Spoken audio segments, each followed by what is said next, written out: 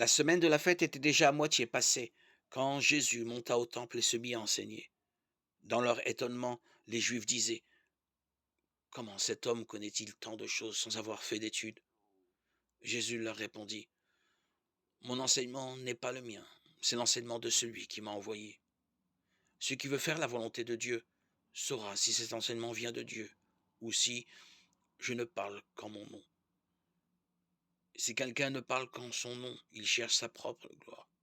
Mais si quelqu'un cherche la gloire de celui qui l'a envoyé, il est dans le vrai. Et il n'y a en lui rien de mal. N'est-ce pas Moïse qui vous a donné la loi? Or aucun de vous n'agit selon la loi. Pourquoi cherchez-vous à me faire mourir?»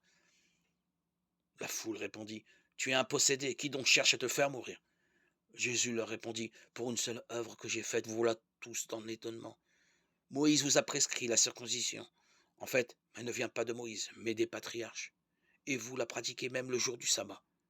Eh bien, si le jour du sabbat, un être humain peut recevoir la circoncision afin que la loi de Moïse soit respectée, pourquoi vous mettez-vous en colère contre moi parce que j'ai guéri un être humain tout entier le jour du sabbat?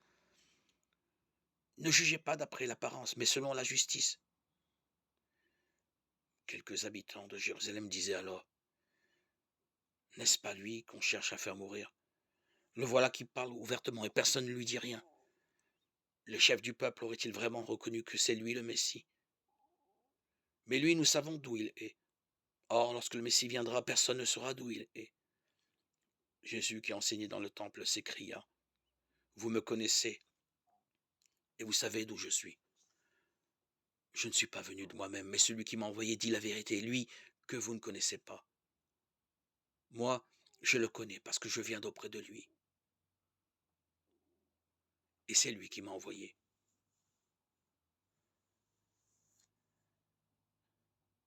On cherchait à l'arrêter, mais personne ne mit la main sur lui, parce que son heure n'était pas encore venue. Jean 7, 1-30.